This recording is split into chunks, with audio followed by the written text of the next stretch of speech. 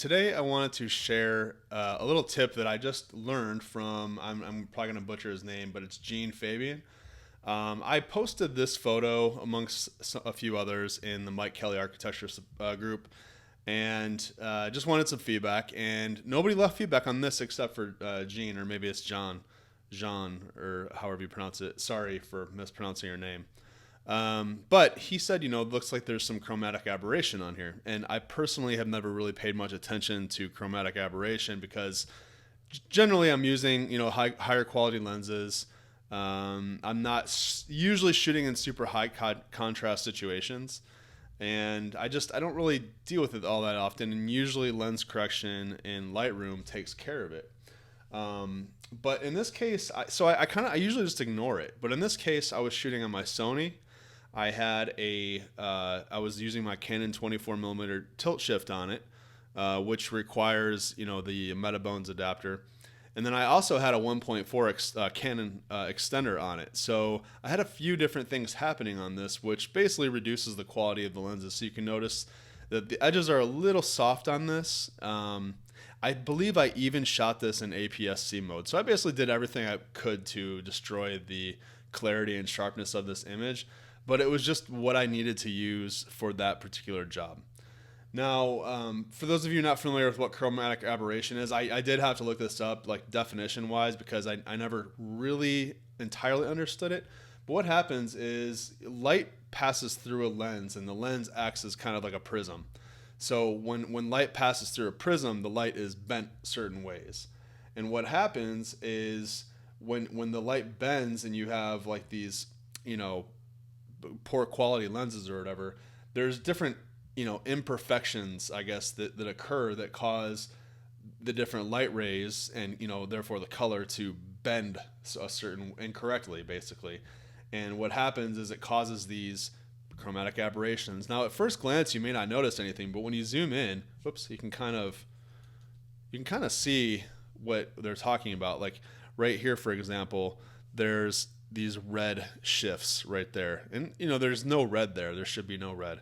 You see a little bit of purple and yellow right here, and you kind of see it. It's all over the image, and it happens on these high contrast points where the white meets the black. And again, it's not something I normally pay attention to because generally speaking, Lightroom does a pretty good job of taking care of it. So what Jean told me was how to remove chromatic aberration in Photoshop, and I thought I would give it a try. So it's a pretty cool technique. I already went through it once, so I got a little bit of practice, but I'm going to show you essentially what he told me to do.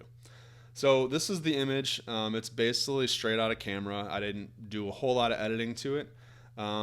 Fortunately, the light was just really perfect that day. And anyway, so what you do is you basically duplicate the layer.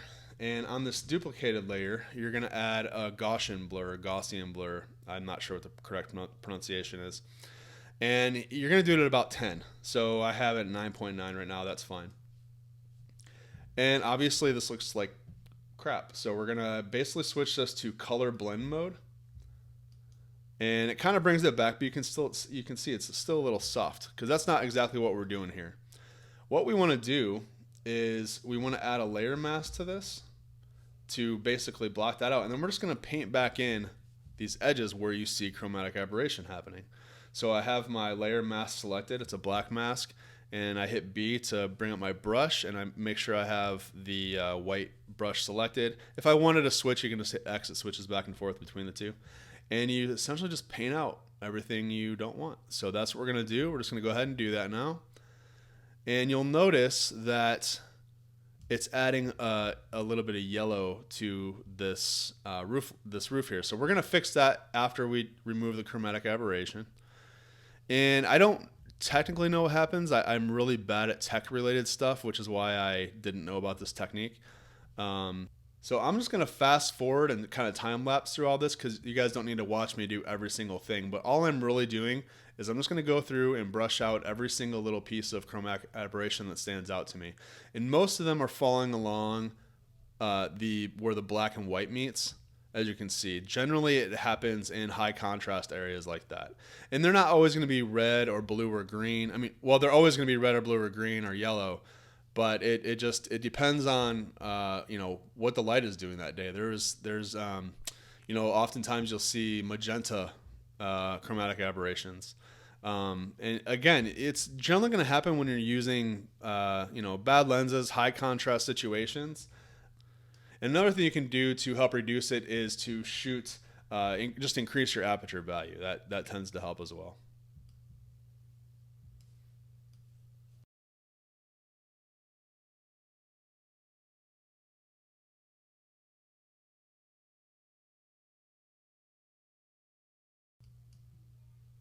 Okay, so we have pretty much cleaned everything up as far as chromatic aberration is concerned. I'm just kind of scanning through one last time and finding any areas that I may have missed or overlooked.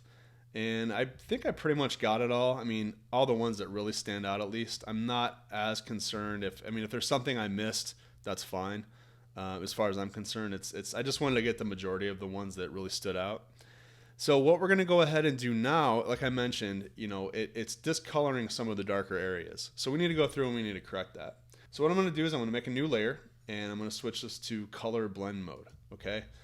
And essentially what we're going to do is we're just going to go through and we're going to correct all these. The way you do that is you basically hit your brush tools by hitting B, hold down Option and select. We're gonna start here with this roof line. Why not? Actually, let's start up here so we can work left to right. We're going to start with this roof line. You can see it's a little darker here. This introduced a little red and yellow. All you do is you just sample the general color that you want to change the color of, and you simply just paint where that's at. And obviously you're going to get a little bit on there, so you can undo if you need to. But you're just going to kind of carefully paint back in where things were discolored. Obviously you want to try to maybe just do it in smaller strokes so that you can undo if you slip.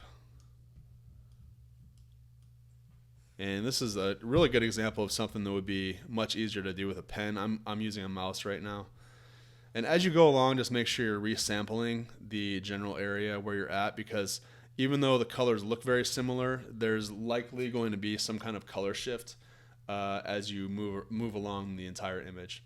I did notice some more chromatic aberration up here, so we're going to go back to this layer and we're going to brush that out right here. And you can kind of see how that's discoloring everything. No problem. We're going to fix that like I said. We'll come back up here. All right, so we got that corrected. Let's see.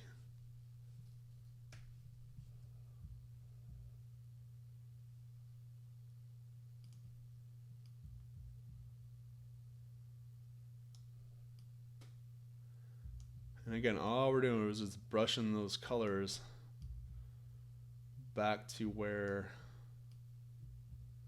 they should be. Looks like we have a little bit of blue chromatic aberration happening right here, so we'll brush that out. See, lots of things that we overlooked on the first pass, so no problem. We'll just fix them quick. And some of these you won't have to go back and paint. It's just occasionally you're going to see some of the darker areas, obviously got discolored here. So let's continue finishing here. And I'm going to go ahead and time lapse through the rest of this because you got the gist of it, but you don't need to hear me talk through every single thing that I'm doing at this point. Just all you really need to do is just sample the colors in the general area that you're going to be switching, and just recolor those. So I'm going to go ahead and time lapse through this. You guys can watch, and we'll sum everything up at the end here.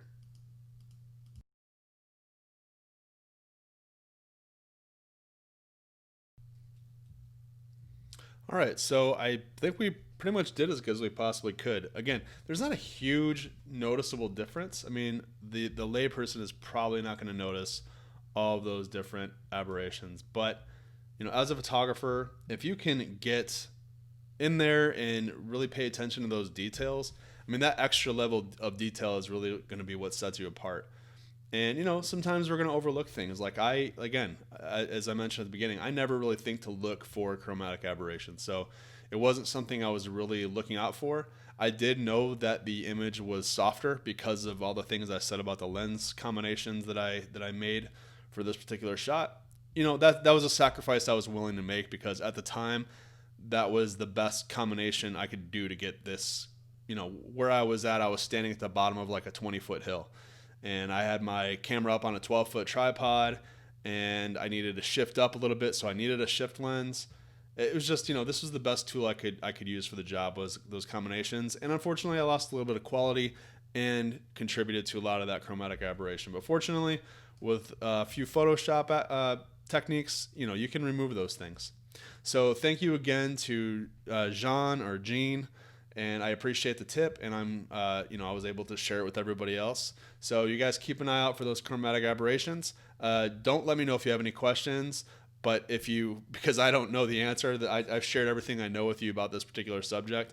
But if you have any other techniques that I'm not aware of, or that are easier than this, please let me know. Thanks so much for watching.